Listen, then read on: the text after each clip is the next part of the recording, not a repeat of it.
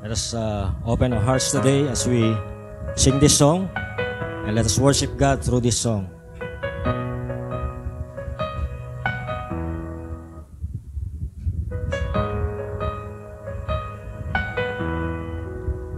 In Christ alone, my hope is found. He is my light, my strength, my song. This cornerstone, this solid ground, firm through the fiercest drought and storm. What heights of love, what depths of peace, when fears are stilled, when shining seas. My comforter, my all in all, in the love of Christ I stand.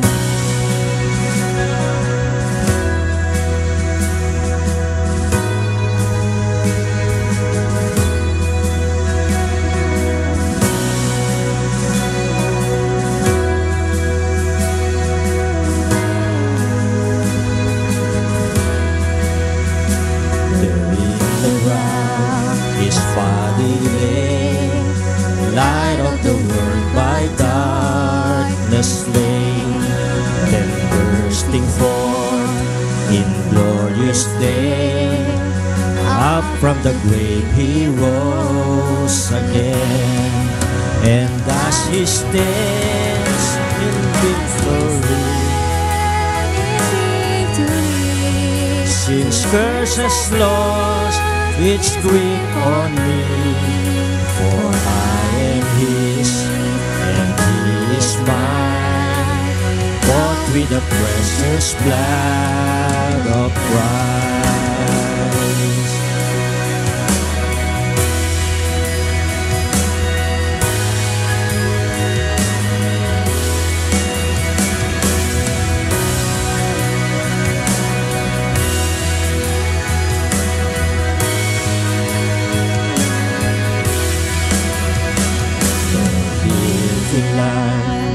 No fear in death, this is the power of Christ in me. From life's first cry to final breath, Jesus commands my destiny. No power in hell, no scheme of man can ever pluck me from his hand.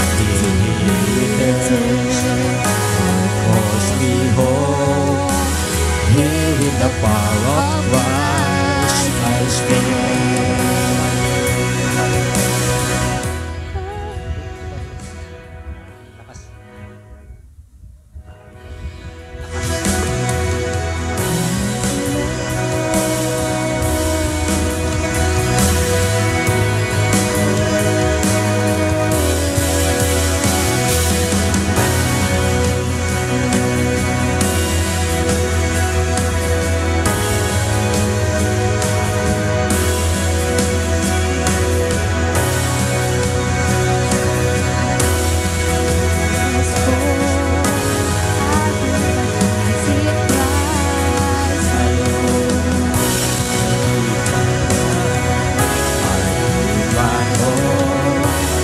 I sing my song to Christ alone. The Lord of love, all heaven sings to Christ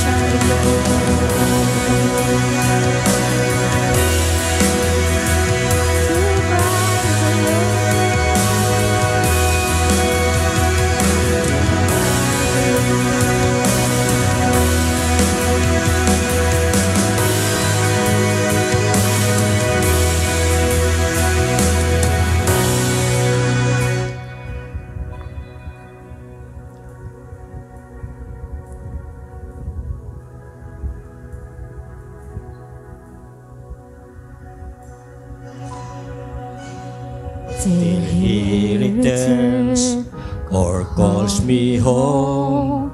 Here in the power of Christ I'll stand. Here in the power of Christ we stand. Amen. Hallelujah. For the Lord. Tayo ay muling nagsama-sama para sa ating Panginoon. Pwede po bang magbigay ng palakpak sa ating Diyos na buhay? Hallelujah! Bilang pag-alaala, no, dumaan ang Holy Week. Naramdaman at naalala natin kung paano nagmahal ang Diyos sa atin. Amen po ba? Kung paano ibinigay ng ating Panginoong Jesus, inalay ang kanyang buhay para sa ating mga lingkod niya. Sa ating mga kasalanan, tayo ay lumaya dahil yon sa pamamagitan ng pag-alay ng ating Panginoong Hesukristo ng kanyang buhay sa krus. Ngayon, muli tayong naririto upang mag-celebrate. Tayo ay muling mag-alaala ng kanyang pagkakaroon muli ng buhay para sa ating lahat. Kaya sabi nga sa John 11 verse 25 to 26, Jesus said, I am the resurrection of the life. The one who believes in me will live, even though they die, and whoever lives by believing in me will never die. Naniniwala po ba tayo na ang buhay natin ay para kay Kristo? Ang lahat ay magsabi ng Amen. Amen. Ang lahat ay magsabi ng Amen. Ang buhay natin ay para sa Diyos lamang. Kaya ibigay mo yung the best mo para sa Kristo na yan.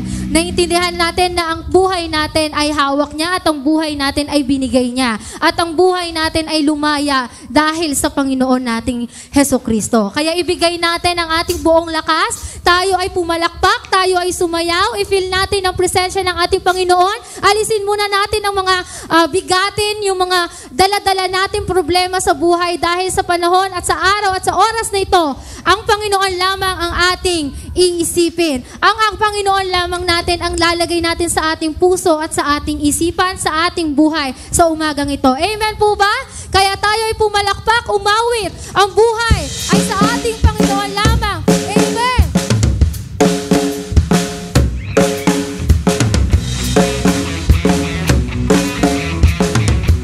Palakpak po ang iyong mga kamay para sa ating Panginoon. Huwag kang titigil na umiyak. Magkaroon ng galak sa ating Diyos sa buhay. Hallelujah. Your life, our life is for our Jesus. Hallelujah.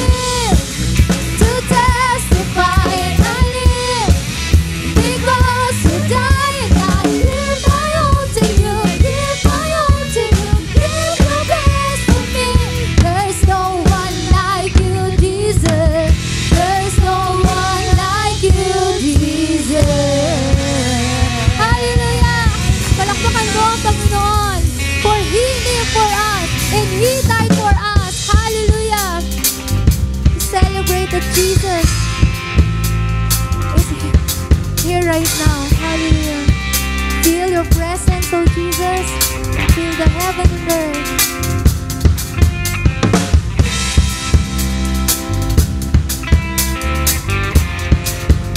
Amen.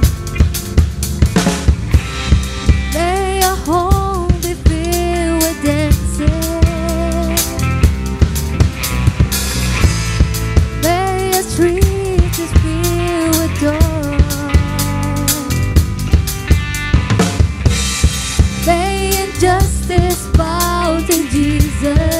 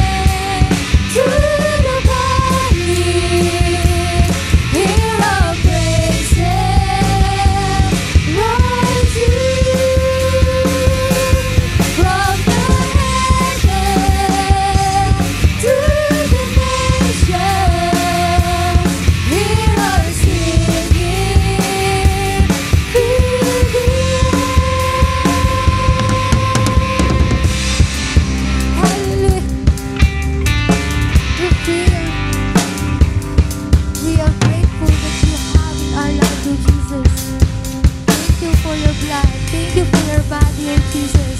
Thank you for your life. Hallelujah. Hallelujah.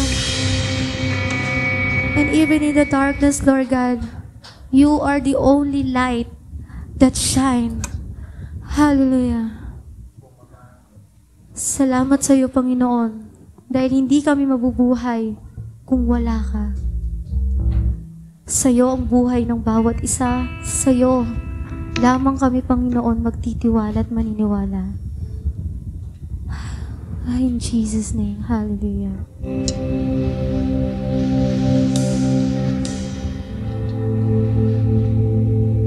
There is none like you, and there is no one like you. You're the only God. And even that we feel alone, Lord God, Ikaw lamang ang aming hihilingin. Ikaw lamang ang aming hahanapin sa buhay, Lord God. At kung kami, Panginoon, ay nanghihina, Ikaw lamang ang Diyos ang aming magiging kalakasan. Hallelujah.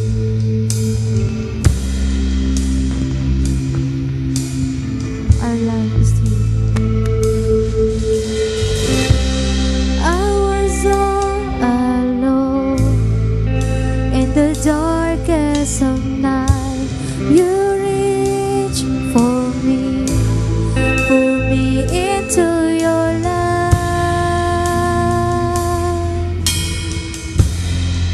There's nowhere to hide.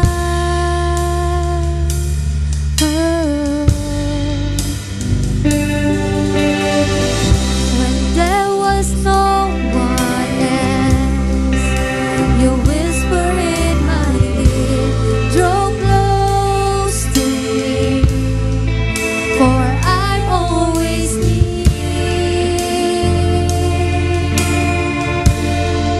There's no need to fear.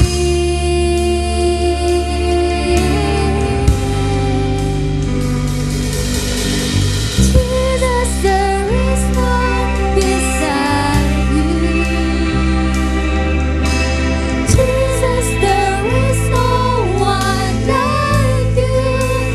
All my life, all I wanted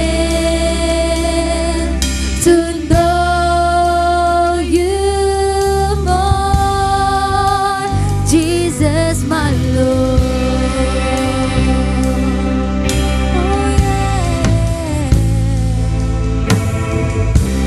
I was all alone in the darkest of night. You reached for me, pulled me into your light. There's nowhere to hide. There's nowhere to hide. And when there was no one else, hallelujah. And when no one else, you whisper in my ear, draw close to me. I'm always near. There's no need to fear. There's no need to fear. Yeah, Jesus. Jesus, there is none beside you. Oh, Jesus. Jesus, there is no one like you. All my life, all I want is to know you more. Jesus, there is none beside you. Oh, Jesus. Jesus, there is no one like you. All my life, all I want is to know you more, Jesus, my Lord. Oh, just let's all stand to Jesus. We stand to Lord.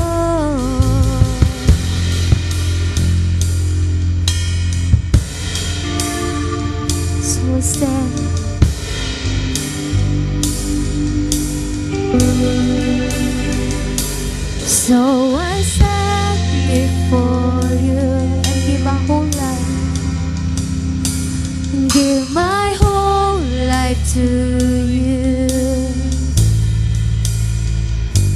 Jesus, you are all I see. In you I find my perfect peace. So I stand before you. Let us sing and give our whole life to Jesus. Give my whole life to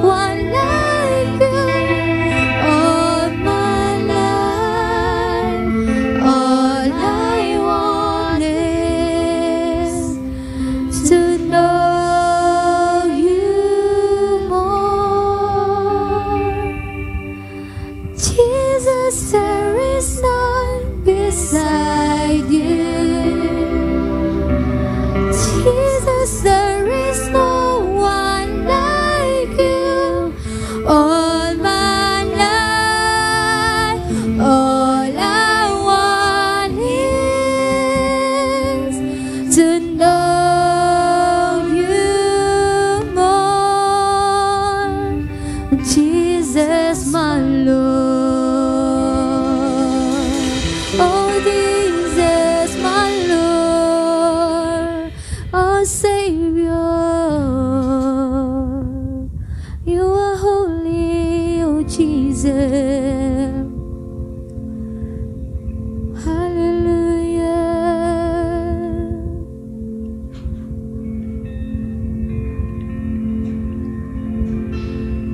Let's continue to feel the presence of the Lord. For He is holy, for He is the glory. Hallelujah. We believe the angels cry. We believe all creations cry. Because God is holy.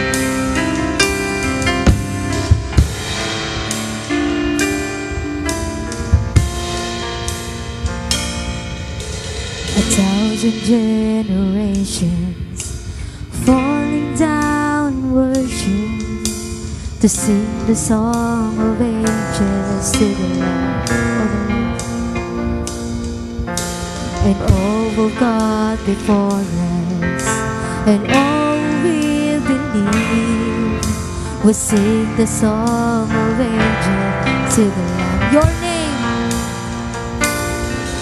Your name is the highest, your name is the greatest, your name stand above them all. We sing, all thrones and dominions, all powers and positions, your name stand above them all, and the angels cry. Creation's rise, holy, you are lifted high, holy, holy forever.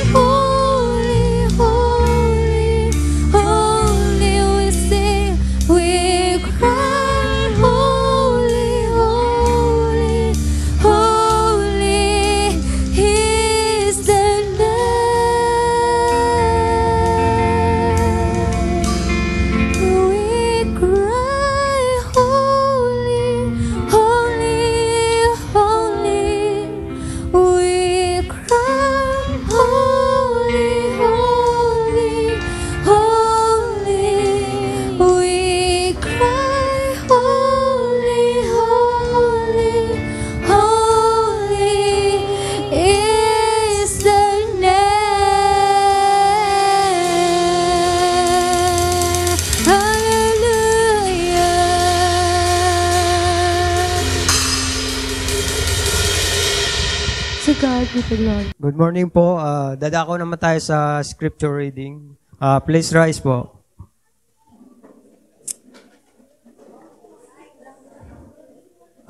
Kung may Bible po kayo, makibukas po kayo sa akin sa Lucas 24 verse 7. Lucas 24 verse 7. Ang anak ng tao ay kailangan ipagkanulo sa mga kasalanan at ipako sa krus, at sa ikatlong araw ay muling mabubuhay. Salamat po sa pagbasa ng salita ng Diyos. Good morning po sa ating lahat. Happy Easter Sunday po sa ating in everyone, sa atin dito. Alam ko na yung iba talagang na-enjoy ang bakasyon nitong mga nagdaang week sa atin. Sige po, samahan niyo po ako sa panalangin. At salamat po sa pagbasa ng salita ng Diyos. Iniksian lang talaga natin para hindi naman mapagod yung magbabasa. Kasi dapat from 1 yun eh. Pero i-highlight na lang po natin yung pinaka-teksto sa araw na ito. Sige po, salamat po Panginoon sa umagang ito, sa nagdaang linggo sa buhay namin. Without you were nothing, Lord. Sa mga napagtagumpayan namin pagsubok, mga problema, mga karamdaman na pinagaling mo, Lord. Salamat din, God, sa mga panalangin na patuloy mong tinugon. Through thick and thin, God, nandiyan ka. Alam mo yung aming upside down, God, sa bawat isa sa amin. Dalangin ko nga, God, samahan mo kami sa pakikinig namin ng iyong salita. Itago mo yung lingkod sa iyong likuran, Panginoon, ikaw ang maging kahayagan sa aming kalagitnaan sa mga oras na ito. Bless mo kami at ang aming mga tenga ay dumiretso, Panginoon, sa aming puso, sa isipan. Ito nga ay tumubo sa matabang lupa, Panginoon, ang iyong salita. Ben Lord, kung ano man ang mga disturbances sa mga oras do, winawasak namin sa pangalan mo. Sa pangalan ni Jesus, we bind all the works of evil right now in the name of Jesus.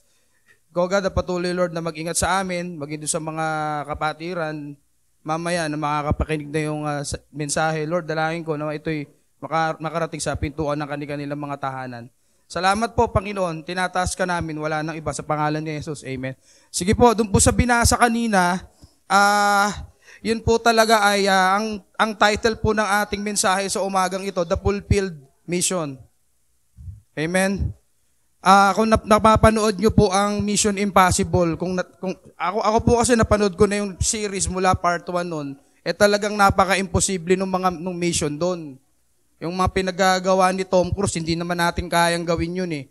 Para siyang animated eh. Yung mga nanonood kayo ng mga Dragon Ball, patay na nga yung writer ng Dragon Ball eh. Animated, baga Mission Impossible. Pero ang Panginoon po, masasabi natin, kung ikaw ay hindi mo pa kilala si Jesus, napaka-impossible nung ginawa niya, yung nangyari sa buhay niya, nung siya ay nagkatawang tao dito sa lupa. Hindi natin kayang gawin yung ginawa niya. Yun nga lang forgiveness eh, ang hirap na gawin eh. Paano pa magpapako ka sa krus, di ba? The hardest thing, sabi ko nga minsan sa mga kaibigan ko, tol, the hardest thing part ng buhay yan eh, yung may ginawa sa yung hindi maganda, tapos napakasakit pa, ikaw pa agrabyado, tumulong ka na. Pero in the end of the day, sabi daw ni Lord, 77 times 7. Pero yun naman talaga yung totoo, kasi kailangan nating lakaran yung nilakaran ni Kristo. Pero, alam nyo, yung fulfillment ng Panginoon, yun po yung napakahalaga. Kasi kung hindi dahil sa fulfillment, wala tayo ngayon dito. Baka tambay, baka ngayon magkakaiba tayo ng ginagalawan.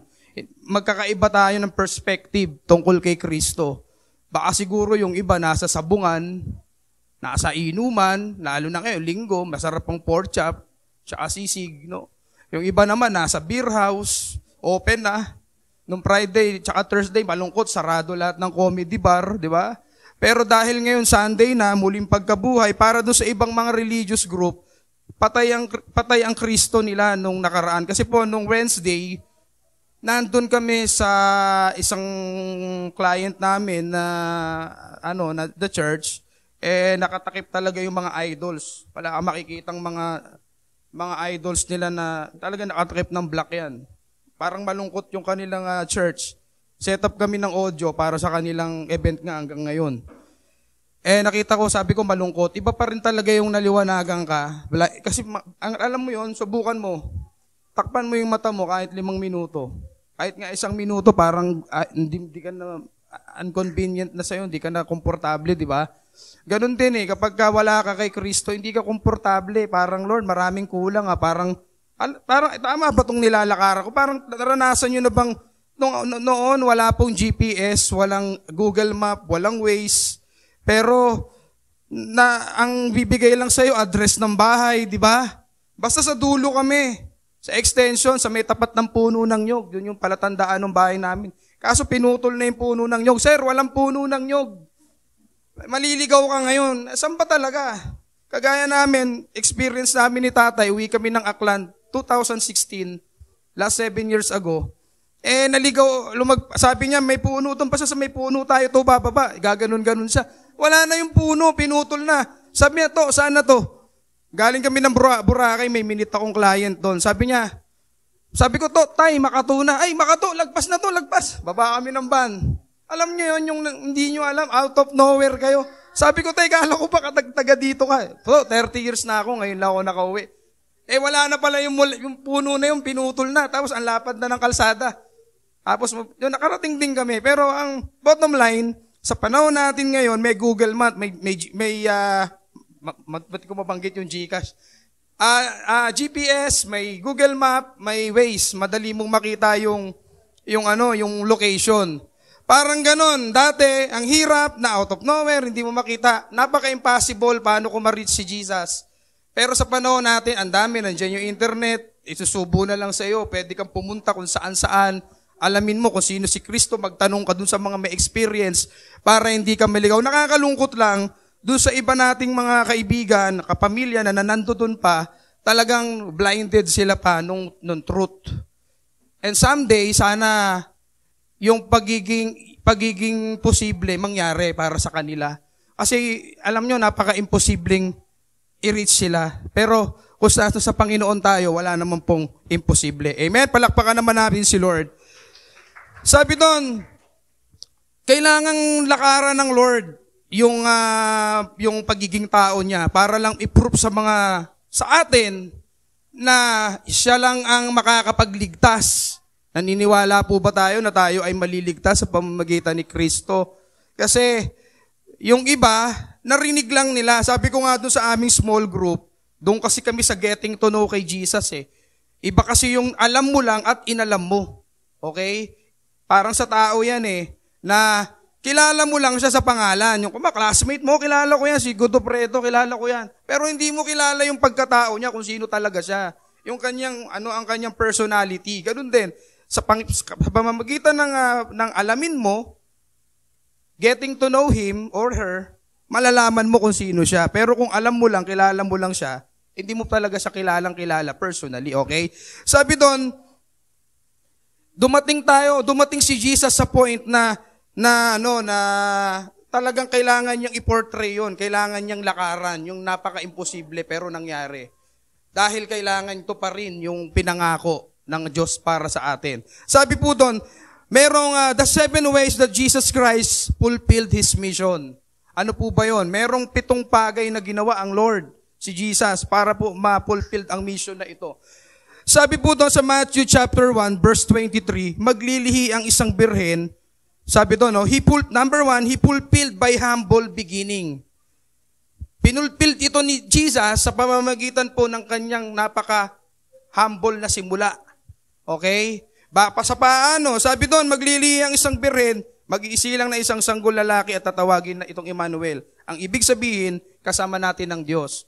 Napakasimple. Kung nakita nyo ang story po doon sa Lucas chapter 2, verse 6 to 7, sabi doon habang sila'y nasa Bethlehem, sumapit ang oras ng panganganak ni Maria, isinilang niya ang kanyang panganay na isang lalaki, binalot niya sa lampin ang sanggol at inihiga sa isang sabsapan sapagkat wala nang lugar para sa kanila sa bahay panuluyan. Kung ano nabasa yung story nung pinanganak si Jesus, talagang napakasimple lang. Pero ikaw ba sa panahon natin, papayag ka ba, papanganak yung anak mo doon sa kulungan ng mga hayop, sa sabsaban? Kasi nung time na nandoon sila sa Bethlehem, wala na pong bakante doon sa mga paupahan, yung mga pwesto, wala mapepwestuhan. Yun na lang yung tanging paraan para maisilang si Jesus. Napaka-humble na simula. Sa atin, baka nga hindi naman talaga tayo ngayon nga, pag may pinanganak, kami nga, nang napanganak yung aming panganay, talagang ingat na ingat kami, ayaw madapuan ng lamok. Ingat kasi first baby, parang napaka-sensitive niya, gusto mo, lagi siyang okay. Pag umiyak lang ng konti, gaganon, hindi gigising ka. Diba? Nung time ni Jesus, talagang yung simula niya, pinapakita doon na yung pakumbabaan, yung pagpapakumbaba. No, binakita na ni Jesus doon, pinortray na. Kasi si Mary sa kanyang sinapupunan, nandoon si Jesus para isilang yung Emmanuel. Kasi lahat naman po nagsisimula sa pagsilang. Yun po yung umpisa. The first beginning sa ating buhay. Maging sa atin, lahat naman tayo pinanganak eh. Kaya nga minsan po pagka nagkakaroon ng tampuhan, lalo sa mga magulang, sa anak, sasabihin ng magulang natin, kung di ba dahil sa amin, merong magkakaroon, magiging ganyan ka, di ba? Isisilang ka ba? Magiging tao ka ba kung hindi dahil sa amin? Di ba? Kaya, napakahalaga malaman natin na ang part po ng pagsilang ay bahagi papunta dun sa lalakaran ni Kristo hanggang dun sa krus, hanggang sa ikatlong araw na siya ay mabubuhay. Napaka-importante. Marami pong religious group, hindi ko naman po nila lahat, hindi masyadong na-emphasize. Lalo na, ito, kung wala namang Jesus, no, Christmas. Gagawin, Xmas, di ba? May mga ibang iba, happy holidays na lang. Sa Australia nga, sabi nung kaibigan ko, na taga-Australia, nung nagkita kami last year, sabi niya, tol, ano nga, totoo yun, happy holidays na lang dun sa iba. Para bang free will ng tao kung gagamitin nila yung Christ as Christmas, sabi niya ganun. Pero ang totoo doon, si Jesus ang Christmas. Kaya merong Christmas ay dahil po sa humble beginning na ito. He fulfilled this para po maipakita sa atin, sa sanlibutan, na merong pinanganak na Misayas nung time na to. At kung inyo pong babasahin ng Matthew, Mark, Luke at saka John, nandun po lahat ng istorya tungkol dun sa paano sinilang si Kristo, paano pinakita yung humble beginning na ito. Sabi po doon pangalawa, the 7 ways, He fulfilled by preparation of good example. Sa umpisa, hindi ganun karangya ang pinanganak, hari. Pero sa sabsaban, samantalang nung panahon nila Pharaoh, kung basahin niyo yung Genesis, talagang kapag may papanganak ang king doon, talagang extravagant. Siyempre, anak ng hari yan, papayag ka bang ilalagay mo sa simple? Pero dito, sabi doon, nung si Jesus ay nagsisimula na sa kanyang, in his time, sa kanyang preparation, nagpakita na kagad ng magandang halimbawa. Sabi doon, sa Matthew chapter 3, 13 to 15, nung si Jesus po ay binabtismuhan. Diba? Sabi doon, anong nangyari doon sa story na yon? Sabi doon, dumating si Jesus sa ilog Jordan mula sa Galilee upang makapagbautismo kay John. Ngunit tinangka ni Juan na pigilan siya at sinabi, ako po ang dapat magbautismo sa inyo. Bakit kayo magpapabautismo sa akin? Sabi ni John. Verse 15 sabi doon, subalit, sumagot si Jesus, hayaan mong ito ang mangyari ngayon. Hinighlight ko dyan.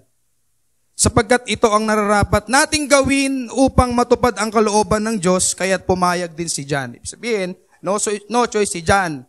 Kailangan niyang gawin dahil yun ang kailangang mangyari kay Kristo. Kaya po sa atin, kaya si Jesus, pinakita niya yung halimbawa ng water baptism at the same time, yung Holy Spirit baptism. Kasi during sa kanyang baptism, may bumaba pong anyong kalapate at yun po yung symbol ng Holy Spirit. Kaya sa atin po, paano malalaman sa atin bilang isang covenant kay Kristo, kailangan mo nating gawin yun. Kailangan natin siyang tularan. Yun yung example niya. Pero nyo, siya ang King of Kings and Lord of Lords, nagkatawan ng tao, nagkatawang tao siya, tapos kailangan niyang gawin, kailangan niyang ipakitang yung halimbawa sa mga tao na magpabaptismo. Kasi yun yung kailangan Kaya yun ang sabi nga niya doon, ito yung nararapat nating gawin upang matupad ang kalooban ng Diyos. Kung makikita nyo, step by step. Kaya sa atin sa pagiging Kristiyano, step by step din. Hindi naman, kaya nga po ang water baptism, hindi naman po yan pilitan at hindi rin po yan engganyuhan. Sige tol, may pakain doon, pabaptize tayo. Tol, maganda doon, pagka ikaw ay nabaptize, lahat ng benefits meron ka. 8 benefits. Pero hindi po yun eh. Kailangan, tularan natin si Christ kung paano niya pinakita, no, na magpabaptismo. Kailangan maintindihan natin kasi po covenant yun eh. Na tinatanggap natin na tayo ay Kristiyano. Sa atin kasi, kapag ikaw ay tumanggap kay Kristo, ito po ay requirements. Aside ikaw ay nag-pray ng salvation prayer kay Jesus, medyo malat pa kasi yung boses ko kasi nung Friday, talagang grabe. 4 na beses ako naligo. Una sa tubig bago umalis. Tingnan namin sa venue doon sa Faith, napakainit, grabe, parang pugon. Tapos, 2 lang kami ng bayaw ko nagbuhat. Kaya yung mga braso ko, medyo nararamdaman ko pa yung, hindi tayo pabata eh. Bibigat ng mga binuhat namin, kami lang nung nag-setup. Pero salamat sa Panginoon sa kalakasan niya. Maganda naman yung outcome ng event at saka yung ma-appreciate ka naman nung personally sabihin sa'yo eh, parang more than sa bayaran ka ng 1,500 at 3,000. Amen? Yung balik po tayo doon. Ang kalooban ng Diyos kailangan mangyari. Mag-isa buhay natin, kailangan kung paano ginawa ni Jesus tong water baptism, bumaba ang banal na spirito nung time na yon, ganun din po sa atin. Kailangan wag tayong pumayag na hindi natin to gawin. Bilang fulfillment ni Jesus, tayo magtutuloy. Ikaw na kapatid. Kaya kung ikaw ay nais mo na someday makapagpabaptize ka, pwede naman po, approach nyo lang po yung mga pastor dito, yung mga leaders, kung willing kayo. Kasi part po ito ng requirements. Kaya kung sino man sa atin yung gusto, pwede po i-schedule natin to siguro baka sa Mindoro daw, tsaka sa Boracay. Doon kayo ibabaptize. Okay?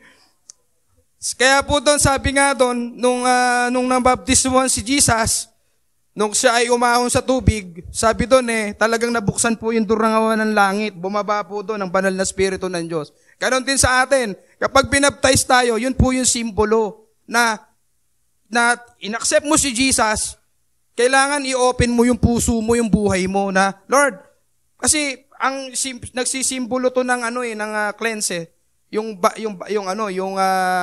water baptism para yung ating buhay magpanibago. Iiwan mo na doon.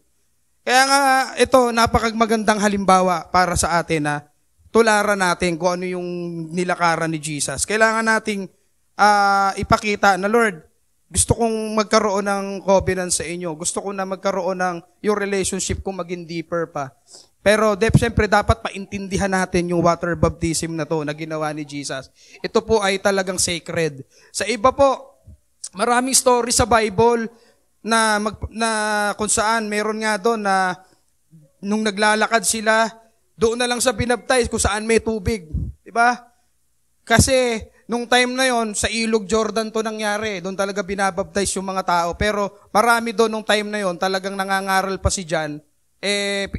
Ginapangaralan niya yung mga taong nandoon tungkol sa pagdating nga ng Kristo. Kaya po ito ay importanteng maganap sa buhay natin as a fulfillment. Kasi nito pong mga nakaraang araw, nakakalungkot lang kasi every time Holy Week, nagiging tradisyon doon sa ibang mga tao, hindi nila naiintindihan kung ano po talaga yung dahilan kung bakit si Christ, bakit may Holy Week. Hindi naman nila alam yun hindi po nila naiintindihan. Sabi po dito, number 4, sa sumunod ng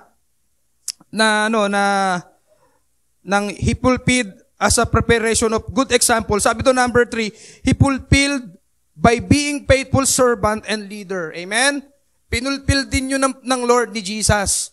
Kaya kung tayo man, dumating tayo sa point na someday maging leader ka, gayahin na lang natin si Jesus, yung kanyang example. Sabi dun sa Matthew chapter 4, verse 23 hanggang 24, nandiyan dyan sa screen. Yan po yung kung papaano nangaral ang ating Panginoong Hesukristo at nagpagaling. Sabi doon, nilibot ni Jesus, ni Jesus, ang buong Galilea, nagtuturo siya sa mga sinagoga at ipinangangaral ang magandang balita tungkol sa paghahari ng Diyos. Pinapagaling din niya ang lahat ng uri ng sakit at karamdaman ng mga tao. Kaya kung mapapansin nyo ngayon, maraming mga nandiyan sa TV, nagpapagaling din daw sila, bumubuhay, may mga miracle silang ginagawa. Pero lahat po yan ay pinulpilled na ni Jesus bago pa lang mangyari. Marami, may mga himala, sasama ka sa kanilang ritual, pagaling ka daw. May mga ganon. Pero ito kasi, si Jesus talaga yung nagpagaling. Kaya kung mababasa nyo rin dun sa Acts, di ba si Peter nagtumayo yung yung matagal ng lumpo, nakatayo na. Dahil po yun, sabi nga ni Peter doon, hindi ako ang nagpagaling dahil sambitin mo lang ang pangalang Jesus, gagaling ka in Jesus name, di ba? Ayun po, ganun ka makapangyarihan. Kaya nung time ni Jesus, pinakita niya yon. Sabi niya doon, ang balita tungkol sa kanya ay kumalat sa buong Syria, kaya dinadala sa kanya ang lahat ng may sakit at mga nahihirapan dahil sa iba't ibang karamdaman, mga sinasapian ng mga demonyo, mga may epilepsya sa Tagalog at mga paralitiko, silang lahat ay kanyang pinagaling. Amen?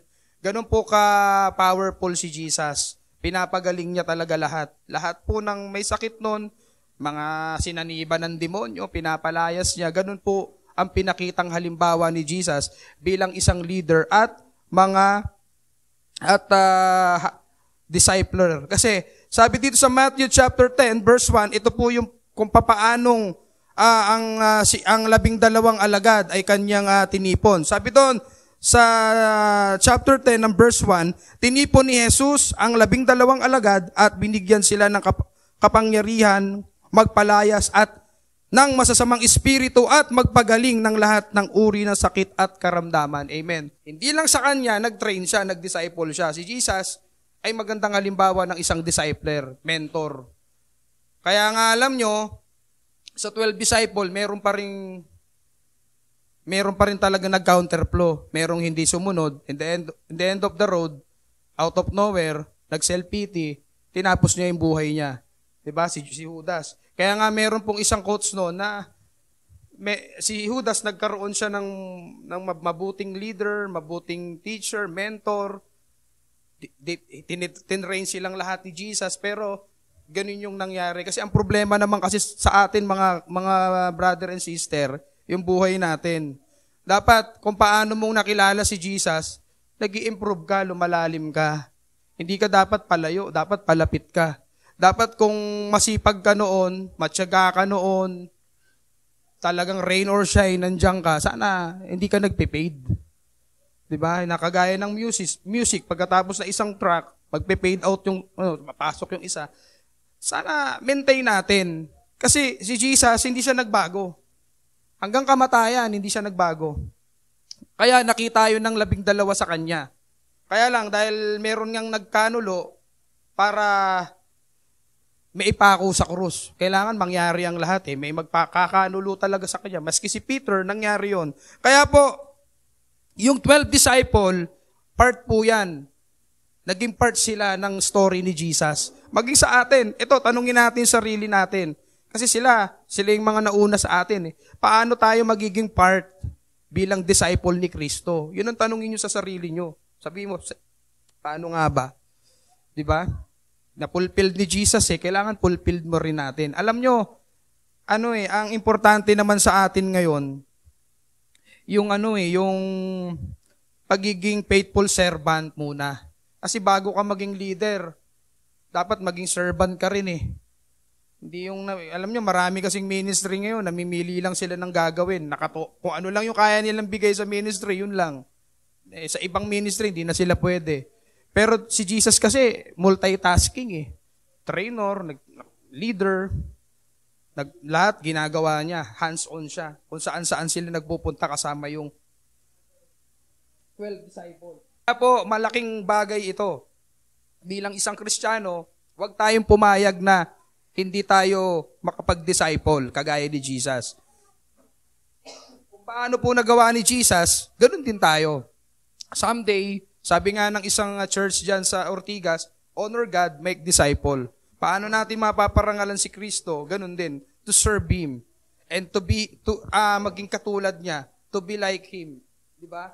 Kasi, marami ngayong nangyayari sa ating Hindi lang sa church natin, sa local na to, maging sa ibang mga kasama natin sa paglilingkod, nawawala.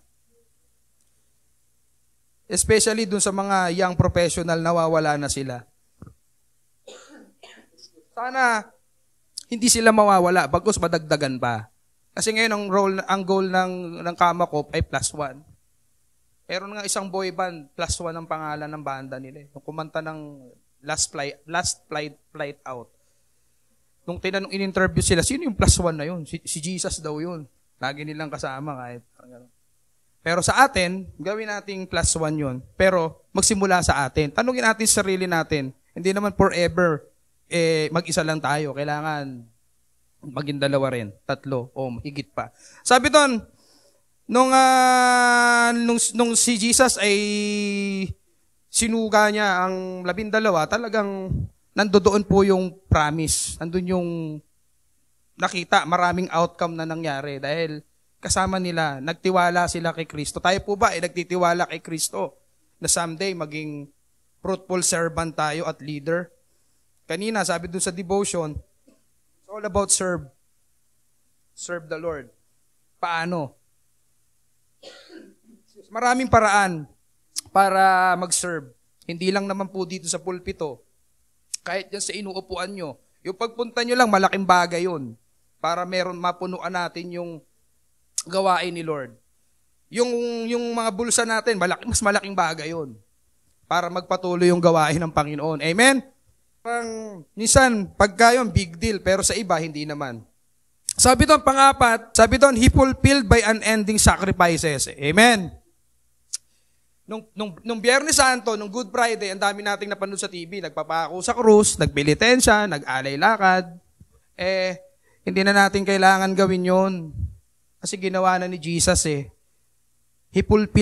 pinulfilled niya na yon because of His unending sacrifices. Sabi doon, John chapter 19, 16-18, kaya't ibinigay sa kanila ni Pilato si Jesus upang siya ipako sa krus. Kinuha nga nila si Jesus, verse 17, inilabas siyang pasan ang kanyang krus papunta sa lugar na kung tawagin dako ng bungo, Golgota sa wikang Hebreo. Verse 18, doon ay ipinako siya sa krus kasama ng dalawa pa. Isa pa sa kanan at isa sa kaliwa. 3 kasi yung pinako doon, kanan tsaka sa kaliwa. Kaya, yung ikaw ay magsakripisyo ng buhay mo, hindi po yun biro. Kahit ngayon, may tanungin sa inyo, sino ngandang mamatay? Wala naman Wala naman magtataas sa akin. Nasabihin ng pastor, sige, mauna ka na. Gagano, yung pastor pa yung nauunang kumambyo. Takot pa ata yung pastor Diba? Pero sa totoo lang, unending sacrifice yung pinakita ni Jesus. Kasi walang makakagawa nun Kahit na magpenitensya ka, tapos after ng penitensya mo, ganun pa rin yung buhay mo, you'll never be the same. Wala naman. Kailangan kasi yung puso natin yung masugatan Magpasugat tayo kay Jesus. Kasi minsan, alam nyo, noon naman, nandun tayo sa tradisyon At alam natin, noon, na tama yun. Pero, someday nga, dahil sa prayer, sa ating pagiging gusto nating tuklasin kung ano talaga yung salita ng Diyos, nabago tayo. Tayo ay na-born again. Kaya, bilang pagkilala sa fulfillment ni Jesus sa kanyang sacrifices para sa atin, kailangan gawin mo, do the right thing. Yung wag mo lang gawin yung pas mo, wag mo nang balikan yun po ay pagsasakripisyo mo dahil mahal mo si Kristo. Hindi mo na kailangang pahirapan pa yung sarili mo, lumuhod ka mula dyan sa pinto ng church hanggang dito. Lumuhod ka sa asin o sa munggo. Yung nalaga na daw para hindi masakit. Pero hindi po yun Kasi tapos nang gawin ni Jesus yan, napatunayan niya na sa krus. Pinatunayan ni Kristo sa krus. Kasi para sa ating pagtubos sa ating mga kasalanan. Alam niyo po ba mga kapatid, hindi naman po kasi natin hindi natin makikilala, wala tayo rito kung hindi din dahil sa sa sacrifices ni Jesus. He is siya yung ating manunubos. Siya yung tumubos sa ating mga kasalanan. Kaya tayo nandito. Tinubos tayo sa kasalanan. Nalaman natin, nakalaya tayo doon. Dahil sa sakripisyo niya. Ikaw ba, Kung napapanood nyo yung ano, 'di ba, yung story ng mga nakaraang itong nakaraang araw, Holy Week, yung story ni Jesus kung paano siya, yun na lang Passion of the Cross, panoorin nyo yun. Hindi ko nga ma-play dito kasi may mga bata masyadong brutal. Kung paano pinahirapan si Jesus, ampasing ka tapos may sasamang laman, 'di ba? May sasamang sisig, no? Tuwan-tuwa pa yung mga nanggugulpe. Tuwan-tuwa sila sa ginagawa nila sa anak ng Diyos. Pero lahat yun tiniis ni Jesus eh. Alam, minsan, magkaroon kayo ng moment of silence, isipin nyo yun. Kasi sila, yung mga nandiyan sa labas, hindi nila naiintindihan yun eh. Nagkakasayahan pa sila. Pero kung siguro, nandoon tayo sa nila, na mga blinded, paano natin malala? Sabi ko nga kanina, maliligaw ka kung wala kang mapa, di ba? Wala kang kompas, maliligaw ka. Pero dahil gano'n na lang yung sakripisyo ni Jesus sa atin, dahil mahal niya tayo, ayaw niya tayong matulad sa mga tao. Na kaya pumunta si Jesus dito para sa mga makasalanan, hindi para sa mga mababait na, yung mga good boy na, para sa makasalanan, kunin natin sila. Kaya napakatinding sakripisyo. Kaya minsan may nagtatanong nga, bakit nandun sila naglalakad, pupunta ng Antipolo? Hindi naman natin yun, sabi ko nga, ang hirap minsan, may kamag-anak ka na nandun pa eh. Minsan offended sa kanilang side yun eh, na masyado mo silang, siguro, ipag-pray na lang natin sila kung paano sila paliwanagan ng ating Diyos. Siguro kung tayo yung gamitin, maganda. Pero kung iba naman, edi bless pa rin tayo. Sabi doon, panglima, He fulfilled the death on the cross by His love. Amen? Sinakripisyo niya lahat. Pagkamatay ni Jesus, sabi niya doon sa John chapter 19, 28 to 30, sabi doon, alam ni Jesus na naganap na ang lahat ng bagay, kaya't upang matupad ang kasulatan ay sinabi niya, nauuwaw ako. Verse 29, may isang mangkok doon ng puno ng maasim na alak, inulubog nila rito ang isang espongha, ikinabit iyon sa isang tangkay ng hisopo at inilapit sa kanyang bibig. Verse 30, pagkatanggap ni Jesus ng alak, sinabi niya, naganap na, iniyuko niya ang kanyang ulo at nalagot ang kanyang hininga. Amen. Kaya nga, kung nabanggit ko kanina, yung Passion of the Christ, napanood mo, ganun katindi. Uhaw ka na nga, ikaw nga, subukan mo, nauuhaw ka, galing ka sa arawan, uminom ka ng suka. Sino kaya nun? Ganun parang, di ba, kawawa talaga eh. Physically, talagang, tinorture. Nahirap gawin yun, di ba? Ang gusto nga natin, pag galing tayo sa init, minom tayo ng tubig para ma-refresh ka. Pero sa kanya, ginanon pa siya. Di ba? Kaya nga, minsan, pag may mga, tayo sa buhay natin, mga wrong decision, alalahanin natin to. Bawa, nag-pray ka na ng salvation prayer. Tapos, babalik ka uli doon sa past mo. Gagawin mo uli yung dating ginagawa. Parang, di ba? Paulit-ulit, nasasaktan si Jesus na, Lord, di ko na to gagawin kasi grabe yung ginawa mo sa krus para sa akin, namatay ka. Sinacrifice mo yung buhay mo para sa amin na kaming makasalanan. Hindi kasi kami makakadirekto sa Diyos. Makakadirect sa Diyos kung di dahil sa iyo. Dahil sa pamamagitan mo, kailangan ikaw yung maging tulay para makarating kami doon sa hangganan, di ba? Siya yung bridge Kaya po, imagine lang natin, isipin natin to na yung pagkamatay ni Jesus, napaka-symbolic to. Part to ng fulfillment niya. Nilakaran niya to. Kung babalikan natin yun, mahirap. Pero kailangan niyang gawin dahil sa pagmamahal. Sino ba rito yung mga nagmamahal ng tunay? Ikaw ba, mister, kaya mong mamatay para sa misis mo? Meron ng tanong, pamimili ka, si baby o si misis? 50-50 sa ospital. Desisyonan mo na. Sir, desisyonan mo na to, sir. Meron kang 1 minute. Paano ka ngayon magdi-decide? Iral sa'yo yung ganon. Pero si Jesus, talagang para sa lahat. Yun, sa personal mo lang yun Paano siya? Lahat Tayo. Talagang in general, ganun tayo kamahal ni Jesus. Para i-sacrifice niya yung kanyang buhay. Pakita sa atin na totoo ang Diyos. Amen? Kaya sa atin, wag natin biguin. Pakita natin yung value. Sabi nga yung message nung Sunday di ba? Ang ganda, so Good Friday Dapat binavalue natin yung cross sa buhay natin. Ano bang ibig sabihin ng cross sa buhay mo? Baliktad ba yan? Tabinging cross? Nasa sayo. Ano ba yung pagkakaintindi mo dun sa cross? Bakit may cross? Ba't may ganyang cross? But yung cross natin, wala na yung tao dyan. Kasi umakyat na daw sa langit yung tao natin. Si Jesus umakyat na, hindi naman siya nanatili dyan. Doon sa iba, nandoon pa rin. Yun po yung doon, yung isang malaking value. Sabi doon, number 6, He fulfilled by proof of His resurrection. Ito na po yun. Yung binasa kanina, sa ikatlong araw, mabubuhay. Amen? Pinatunayan ni Kristo. Yung ibang mga grupo, yung kanilang mga leader o prophet, hindi naman nabuhay. Nandun na nakalibing pa rin hanggang ngayon. Pero ang ating Kristo, nasa langit. Siya ba ay nanatiling patay? Nanatiling patay ba si Kristo? 11:30 pa lang naman. Malapit na. Okay, nanatili bang patay si Kristo? Hindi. Saan nabubuhay si Kristo ngayon? Okay, sa puso natin. Diba? Tandaan natin, siya ay nabubuhay, nananatiling buhay. He is living you. Nabubuhay siya sa pamamagitan mo, kapatid. Kaya nung ikaw ay tumanggap ng salvation prayer, tandaan mo, nandun na, nakikipag-covenant ka na. May offer si Jesus. Doon na nagsimula yon. Kaya nung siya ay nabuhay, yun po yung katuparan na hindi nagsisinungaling ang Diyos. Talagang truth, ang truth, katotohanan talaga na may mabubuhay. Kasi sa Old Testament pa lang, meron ng mga doon, provision. May mga na doon, mga hula na mangyayari sa hinaharap, nangyari nga. Sabi nga po ni Paul sa 1 Corinthians chapter 15 verse 17, sabi doon, at kung hindi muling binuhay si Kristo, kayo'y nananatili pa sa iyong mga kasalanan at walang kututuran ang inyong pananampalataya.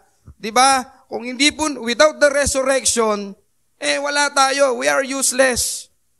Wala naman tayong magiging proof. Wala tayong faith na pangahawakan kung hindi nabuhay si Kristo. Yun po yung dahilan kung bakit tayo ngayon nandito pa rin nananatili. Kasi naniniwala tayo na yung nabuhay ay umakyat sa langit at ipinarana sa atin yung presensya niya, yung banal na spirito. Naalala nyo nung bago siya umakyat sa langit, may mga binilin pa siya sa disciples Pero alam nyo, ito palang babasahin nyo yung story nung nabuksan yung bato, di ba? May yung nakakita sa kanila yung mga babae. Tapos may story pa dun sa Mark na nakasabay niya maglakad. Bakit kayo nagkikwentuhan sila Tapos kasi hindi mo ba alam, tinanong pang ganun si Jesus. Hindi nila nakilala si Jesus. Yung kausap nila si Jesus na pala. Ganun makapangyarihan ng Lord, ang Diyos. Talagang ipakikita sa atin. Kaya nga sa atin, meron ding story doon sa John, na talagang gusto ni Thomas, yung isang sa disciple, na ayaw niya talaga maniwala. Kahit sinabi na ng mga kasama niya na nabuhay si Kristo, malaniwala lang ako pag nakita kong maipasok ko yung daliri ko sa palad niya, sa tagiliran niya, yung kamay ko. Pero di ba nung nakita niya si Jesus, ano sabi ni Thomas? Oh, Diyos ko, Panginoon ko. Nakita niya Tapos humingi pa nga ng pagkain si Jesus. Maraming ginawang miracle si Jesus Ito ngayon sa atin, sa panahon natin, marami bang miracle na ginawa sa inyo, si Lord? Kamusta yung buhay natin? Di ba okay naman tayo? Meron ba rin tayong nabalitaan ditong tumira na sa ilalim ng tulay? Wala. Nakitira, meron ba? Hindi kumain sa isang araw, meron ba? Wala. Puro nga kain kaya yung medium naging large na. Naging XL yung large and double XL. Ganun kabuti si Lord. Hindi niya tayo iniwan. He never leave us. Diba? Tayo lang yung nangiiwan Yun yung totoo doon. Pero kung lakaran natin, hindi tayo mawawalan. Hindi tayo magkukulang. Okay? Kaya, yung pananampalataya mo, kapatid, bunga yan ng resurrection. Because of resurrection, kaya po tayo nandito. Kaya po, dapat hindi lang tuwing Holy Week to. Dapat every day sa buhay natin, wag natin to kalimutan yung fulfillment ni Jesus. Kasi pag lumipas na naman yung ilang buwan, makakalimutan. Balik na naman tayo dun sa ating gawain. Pero wag natin yun hayaan. Pampito po, He fulfilled by going back in heaven. Nung bumalik siya, nakita, nasaksihan ng mga alagad. nung umakyat si Jesus sa langit. Sabi doon, sa mga gawa, chapter 1, verse 6 to 9, sabi doon, excuse po, nang magkatipon si Jesus at ang mga alagad, nagtanong sila kay Jesus, Panginoon, itatatag na po ba ninyo muli ang kaharian ng Israel? Ayun kaagad yung tanong ng mga sa kanya. Verse 7, sumagot si Jesus, ang mga panahon at pagkakataon ay tinakda ng Ama sa kanyang sariling kapangyarihan. At subalit, tatanggap kayo ng kapangyarihang pagbaba sa inyo ng Espiritu Santo at kayo'y magiging mga saksi ko sa Jerusalem, sa buong Judea at sa Samaria at hanggang sa dulo ng daigdig. Pagkasabi nito, si Jesus ay iniakyat sa langit habang ang mga alagad ay nakatingin sa kanya at natakpan siya ng ulap. Yun po yung witnessing na si Jesus umakyat sa langit. Kaya po yun ay napakalaking promise. Kasi ngayon, yung iba, lalo na ibang mga Hudyo, hindi pa nga sila naniniwala na talagang dumating na ang Mesiyas. Yun pa rin ang pinaniniwalaan nila. Kasi during si Jesus ay nabuhay sa ikatlong araw, may mga bibinayaran pa nga sila para ikwento sa mga tao na palalabasin na nakawin yung bangkay, pinabantayan yung libingan. Kaya hanggang ngayon, pinaniniwalaan ng mga Hudyo yun. Pero sa panahon po natin, lahat naman po tayo ay naniniwalang si Kristo ay nabuhay. At siya po ay umakyat sa langit. Amen? Ang Diyos po natin ay nananatiling buhay. Umakyat sa langit. Hindi po nakahinto lang.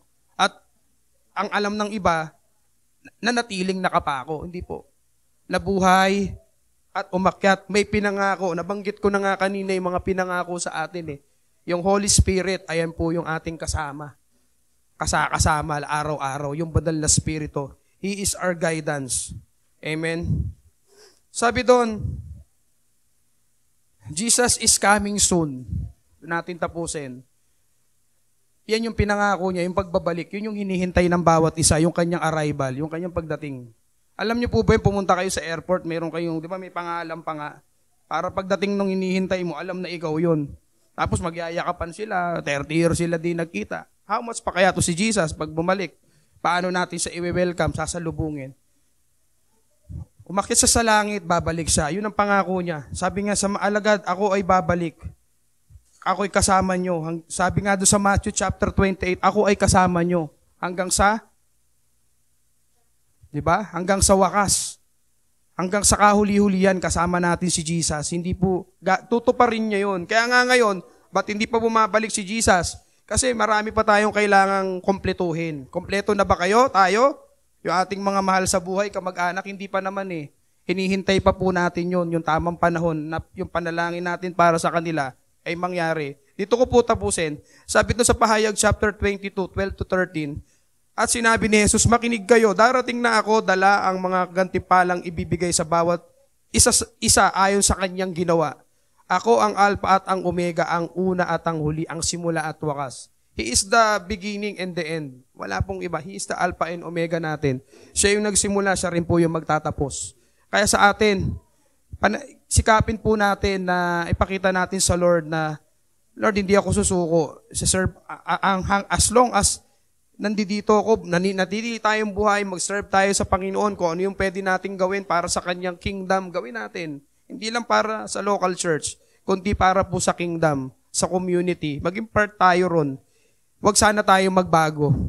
Kung paano natin siya nakilala, huwag tayo magbago, mas lumalim pa tayo. Sana dumating din yung time na paunawa sa atin ng Lord na hindi naman tayo parang sibuyas. Mahiwa lang ng ganun. Diba? Masyadong, nawawala na. May nasabi lang na konti, tiklop na. Dahil lang sa disiplina, tumiklop na, umalis na. Hindi po. Jesus is God of discipline. Dinidisiplina niya tayo dahil hindi tayo makakarating sa langit kung hindi tayo disiplinado. Yun naman po yun. Kung sa bawat trabaho natin, may standard tayo sa career natin, may standard din si Jesus. Yun po yung kailangan nating mamit. Mamit natin yung ini-expect ng Lord sa atin. Amen? Kaya po, huwag nating hayaan na lumilipas ang buwan, taon, hinihintay natin yung pagbalik ng King of Kings and Lord of Lords. Sana maging handa tayo, nananatili tayong gising. Kasi lahat po nung ginagawa natin may reward eh. Ibibigay ayon dun sa ating mga na-accomplish. Parang sa, sa boss o sa na-accomplish mo yung trabaho, ibibigay sa iyo yung para sa iyo. Ganon din si Jesus, ibibigay niya yung para sa atin. 'Di ba? Alam nyo, kaya nga kanina nabanggit ko yung appreciation eh.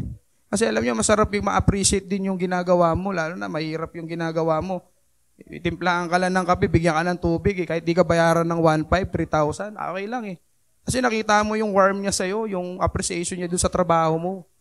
Sabi niya, we're blessed kasi you have here. Sabi niya, minsan hindi natin nakikita. Pero alam nyo, ang Lord, mas matindi pa doon sa reward na yun. Kasi bigay sa'yo ng Panginoon, doble pa, triple pa. Kaya nga ngayon, tignan nyo na lang yung pamilya nyo. Pamilya na yung bawat isa sa atin. Yung karir nyo. Tahanan nyo, pag-uwi nyo mamaya. Di ba? May bago kang kung ano mang meron dyan. Lahat naman yan sa Lord. Kaya kailangan hintayin natin yung takdang panahon. Bumalik siya, we are ready na humarap sa Kanya. Amen. Sige po, tayo po'y manalangin. Salamat po, Panginoon, sa umagang ito. Salamat sa salita mo. Salamat, God, dahil sa fulfillment mo. Sa fulfillment ng mission mo, Panginoon, para sa amin, na naranasan namin, God, mula umpisa hanggang ngayon, Lord. Salamat po. Dalangin namin, God, na hindi namin ito makalimutan. Araw-araw, Panginoon, madagdagan man ang edad namin sa buhay, pero, Panginoon, yung aming perspective ay hindi mababago patungkol sa inyo. Tulungan mo kami, Lord, na madig ka pa namin ng malalim. Alam ko, God, ang bawat isa sa amin ay binigyan mo ng tamang pag-iisip at pakiramdam. Lord, tulungan mo kami na lumalim pa sa iyo, mas makilala ka pa namin. Hindi kami papayag na kilala ka lang namin, Lord, kundi mas kilalanin ka pa namin ng husto. Salamat po, God, sa kamatayan mo sa krus, yung sa mga sakripisyong pinakita mo, sa lahat, Panginoon, dahil sa pag-ibig mo sa amin. Salamat, Panginoon, dahil ipinatunayan mo na ikaw ay tunay na Diyos. Ikaw ay nabuhay sa ikatlong araw at muli umakyat sa langit. Salamat, Lord, sa lahat, sa katiyakan ng buhay namin sa inyo. Lord, dalangin namin, ito ay i-treasure namin for life, forever sa buong buhay namin, na hindi namin ito makakalimutan kung ano man yung mga nangyayari sa amin ngayon. Kung kami man ay may mga pagsubok na pinagdadaanan, nahihirapan, Lord, wala naman pong mahirap sa iyo. Sabi mo nga sa iyong salita, Panginoon, ay kami lang ay magtiwala. Maniwala lang kami sa iyo, Panginoon, at makikita namin, Panginoon. Kaya God, hindi ka man namin nakikita, pero nararamdaman ka namin. Salamat po, Panginoon, sa presensya mo. Kaya God, sa mga oras na ito, Panginoon, dalangin namin, ikaw agad ang patuloy na mangunguna sa amin. Sa lahat ng mga desisyon, sa mga plano, ikaw, Panginoon, yung nare-recognize lagi ko yun at naitataas sa aming mga buhay. Salamat po, Panginoon, purihin ka. We honor you. In Jesus' name we pray. Amen. Palakpakan po natin si Lord. Praise the Lord for what He has done. Salamat po, Pastor, sa napakagandang mensahe about the fulfilled mission. Bago po tayo dumako sa tithes and offering, may babasahin lang po akong verse. Matatagpuan po ito sa 2 Corinthians chapter 9 verse 7. 2 Corinthians chapter 9 verse 7. Each one must give as he has decided in his heart, not reluctantly or under compulsion, for God loves a cheerful giver. Huwag po tayong magdamot sa Panginoon dahil hindi naman po siya nagdadamot sa atin. Para po sa mga estudyante, pag binigyan tayo ng baon, maglaan po tayo para sa tithes and offering at para sa Panginoon. Ang sikreto po sa umaapaw na biyaya ay ang pagbibigay at panalangin. Maaari na po tayong magbigay. One of the best ways that we can... Magandang umaga po. Habang nagbibigay po kayo ng offering, magbibigay po kami ni Bob ng special number, Ligaya ng Kaligtasan. Nire-remind po nito na ang ating Panginoong Yesus ay isinakripisyo ang kanyang buhay, dugo ang kamay, sugat ang laman, upang maipakita sa atin ang pag-ibig niyang banal. At bilang kapalit, tayo po ay nagbibigay ng paglilingkod sa ating Panginoon At isisigaw natin sa buong mundo ang pag-ibig ng Diyos na sinakripisyo para sa atin. Amen? Amen.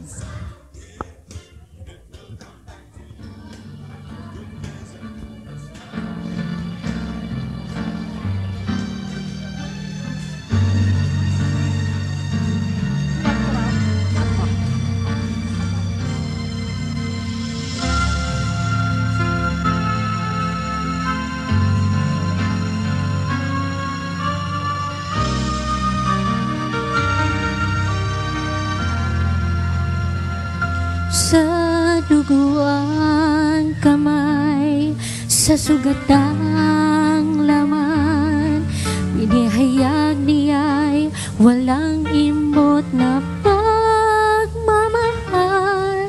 Sa sanlibutan na bawat hakbay ligaw, binigay ang kanyang buhay at pag-ibig niyang banal.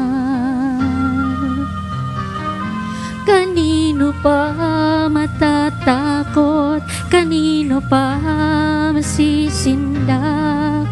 Ang tulad kong aking kaligtasan. Ang buhay ko ngayon walang kasing ligaya. Ang dati kong anyo ngayon kanyang binago na. Tangan ko'y kaligtasan na, isisigaw sa mundo. Sa bisig ni Jesus mahihimlay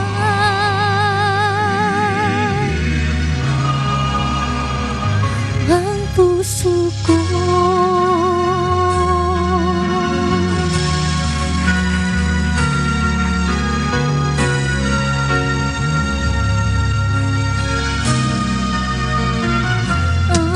Hirang kong buhay, binigyan ng saysay, hinubog niya't nililok ayon sa kanyang kalooban. Narito ngayon, tanggapin haing buhay, ila ang tagapaglingkod ng Diyos sa kanino man. Pa matatakot, kanino pa masisina? Ang tulad kong aking kaligtasan.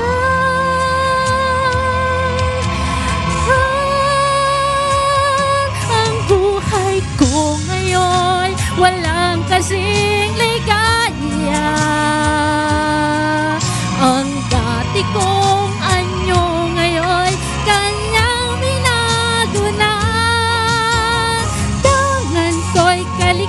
na isisigaw sa mundo. Sa bisig ni Jesus mahihimlay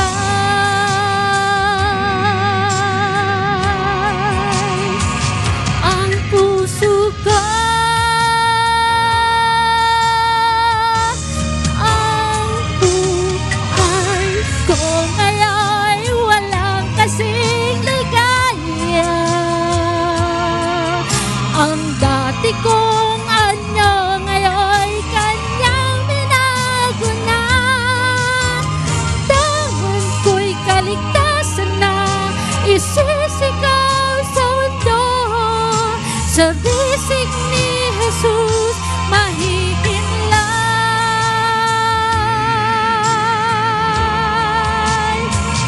ang puso ko.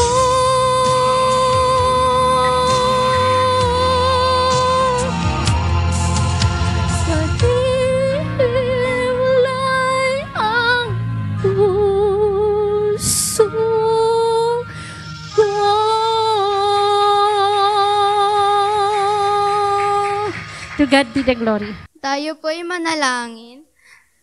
Heavenly Father, thank you for your unconditional love and for another wonderful day you have given us. Thank you for your goodness and blessings over us. We ask for your forgiveness for all the sins that we have done, and thank you for always providing our needs.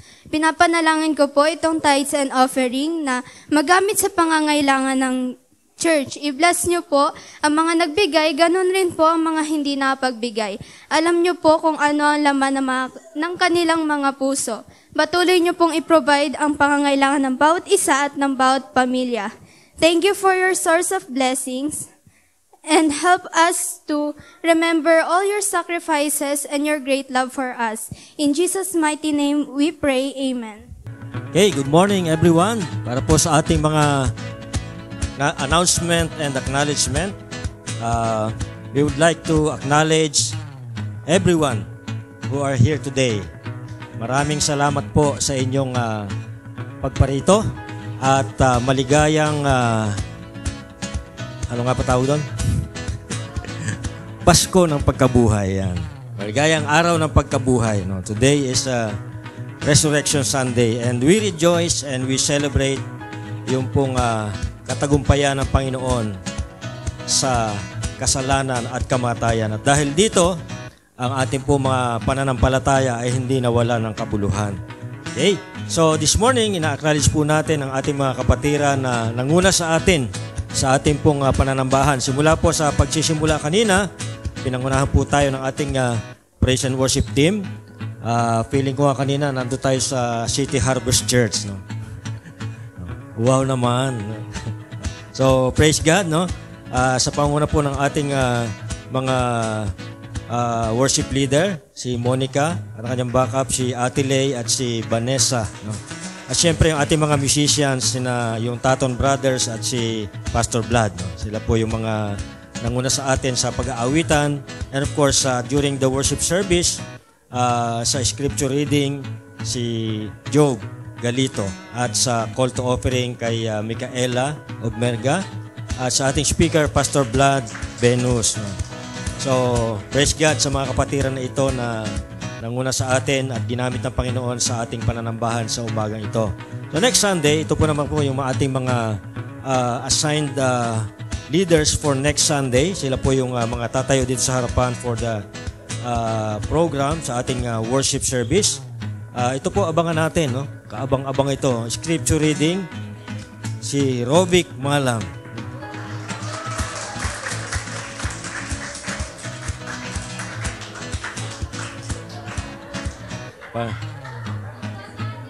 Isang buong chapter pa na yung papabasa ko. Paano ba? Sa call to offering, si Eliza Malang. Yan. Yan. So, yun po yung ating mga assigned. Wala sa... tama. Call to offering and scripture reading. Yan. Si Eliza Malang.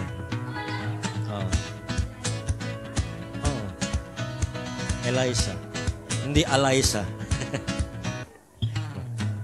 Okay, so of course yung ating mga church activities during the week, yung ating midweek prayer gathering every Wednesday at 8 p.m. No? So patuloy-tuloy po ito. Samahan niyo po kami every Wednesday at 8 p.m. Minsan po ay kung may mga nag-host, ginagawa sa mga bahay-bahay. Pero madalas po dito po sa church. No? So this coming Wednesday, wala namang sabi na mag-host. So dito po ang venue sa church sa Wednesday. At syempre yung ating youth ministry, yung po mga involved dito sa Youth Connect. No? So praise God na tuloy-tuloy po ito. Every Saturday at 5 p.m. yung sa mga boys at every Sunday 9 a.m. yung po mga para sa mga girls. At syempre yung ating Children's Sunday School every Sunday at 3 p.m. So ito naman yung ating mga announcement. Next Sunday po ay first Sunday of April. Ito po ay napag-usapan namin last time nung mag-meet po ang CMT. At ito po yung mga mangyayari sa mga susunod na araw. Okay? So for the first Sunday, sa ating pong after po ng worship service next Sunday, ay magkakaroon po tayo ng lunch fellowship. So ang bawat pamilya at individual ay in-encourage na magdala ng baon para sa pamilya at syempre may pasobra to share. No? So, bring food to share. No? So, potluck po tayo next Sunday for our lunch fellowship. Medyo matagal na rin natin hindi ginagawa ito. So, for this year, this will be our first church lunch fellowship. Of course, mga nakakaraan ay may mga lunch fellowship na nangyayari sa music team. No? So, nagla-lunch fellowship lang. So, pero ito ay church lunch fellowship po ito. At magsisimula din po tayo sa month of April, kasi we are praying na maituloy natin yung ating second floor. So, starting next month of April, mag-start po tayo ng ating fundraising para po doon sa ating construction ng second floor. Yung kung saan ito po yung ating, kung ito po ay matapos, doon na po yung ating sanctuary, doon na po yung ating worship hall. So para itong ibaba, dito na po yung magiging children's ministry. So habang nandoon po tayo sa taas, yung mga bata naman ay nandito. So para so meron din silang Sunday school dito habang tayo pa nag-worship service doon sa taas. Okay? So magsimula na po tayo ng fundraising campaign para po doon sa ating church building project na hopefully by next year ay masimula na po uli natin. And then next Sunday din, after nung ating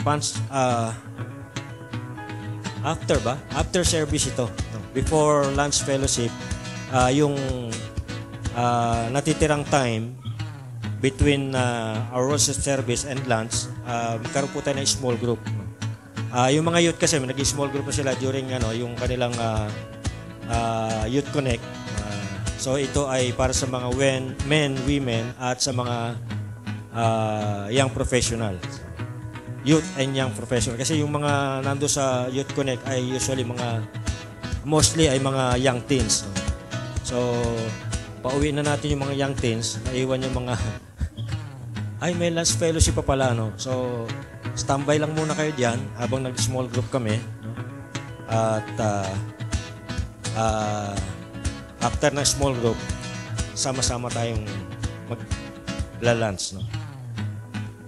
So yun po yung ating mga announcement at pag-pray po natin. Ang CMT po ay nag-usap din na magkaroon ng prayer and fasting sa month of April.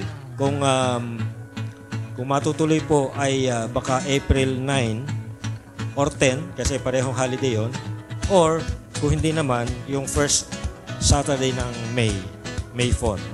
So ito po yung CMT lang, yung nagkasundo po kami na magkaroon ng prayer and fasting doon sa Prayer Mountain sa Touch of Glory. So, pero kung may gustong sumama, pwede rin namang sumama. Pero take note, prayer and fasting po yun. Yan, so maraming salamat. At bago po tayo magdako sa closing prayer, let us sing our closing song. Thank you, Jesus, for the blood. Yan. Tayo po'y tumayo.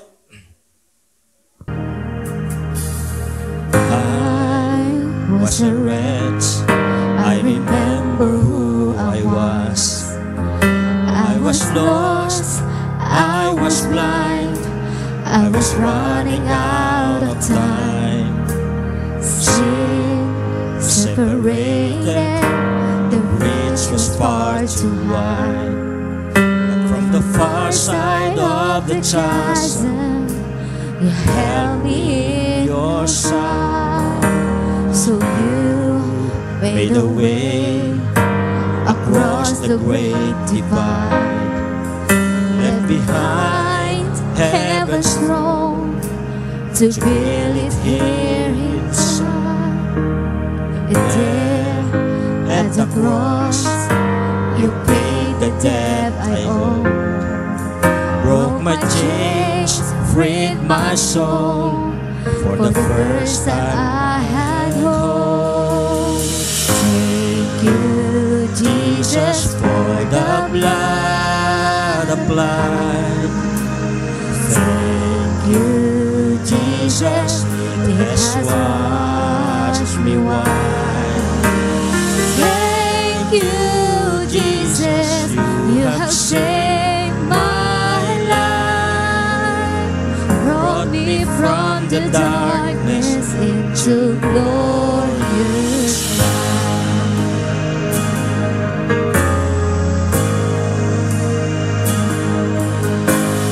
You took my place, laid inside my tomb of sin.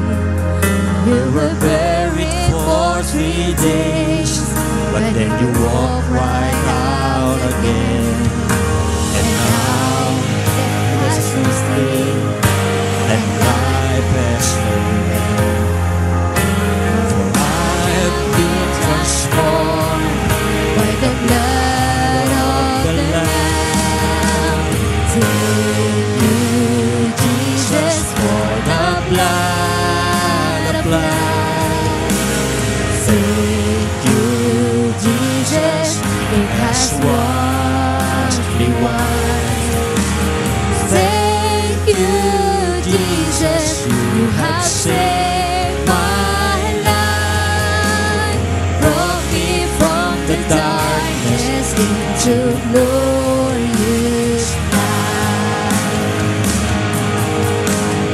There is nothing stronger than the wonder-working power of the blood.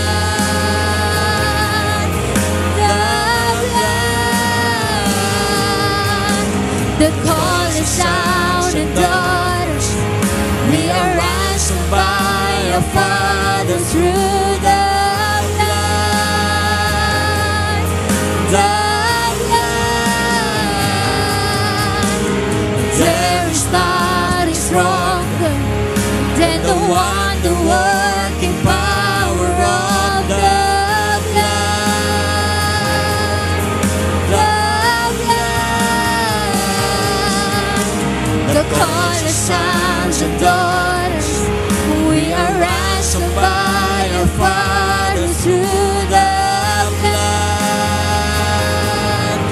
The blood. Thank you, Jesus, for the blood applied. Thank you, Jesus, it has washed me white.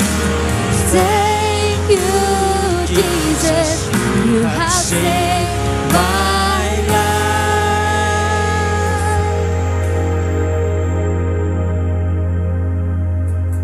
Brought me from the darkness into glorious light. Glory to His name.